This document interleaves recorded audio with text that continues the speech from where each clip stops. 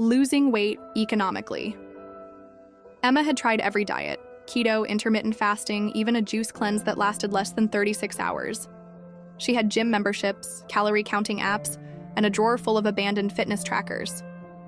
But despite her efforts, the scale didn't budge. That was until she stumbled upon a podcast called Economics and the Human Body. It introduced her to an idea she never considered. Maybe losing weight wasn't about willpower, it was about economics. At first, it sounded odd.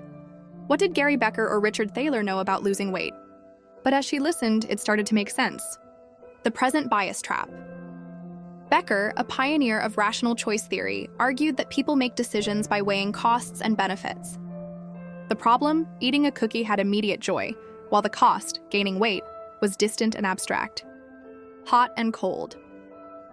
States George Lowenstein's concept of hot-cold empathy gaps hit home next. In her cold, rational moments, Emma would prep salads and vow to skip dessert. But in a hot state, walking past a bakery, logic evaporated. She didn't need another meal plan. She needed to protect herself from herself. Game theory and no escape routes. Then she read about Thomas Schelling's idea of pre-commitment. Like placing soldiers near a cliff, she had to eliminate her ability to retreat. She wrote a contract. If she didn't lose 5 pounds in 30 days, she'd donate $200 to a political cause she despised. The threat was real. Her motivation skyrocketed. Loss aversion in action. Daniel Kahneman's work on loss aversion added fuel to the fire. People hate losing more than they love winning. Emma joined an app where missed workouts cost her $5, redistributed to strangers who showed up. Losing cash, especially to people she didn't know, stung, but it worked. Choice architecture and the peanut problem. Then came Brian Wansink's soup bowl study and Richard Thaler and Cass Sunstein's nudge theory. She started rearranging her kitchen, nuts in hard-to-reach containers, snacks off the counter, fruits front and center. She swapped large dinner plates for salad ones. Google reduced M&M consumption by millions with a bowl lid. Emma figured she could too. The smell of success and repulsion.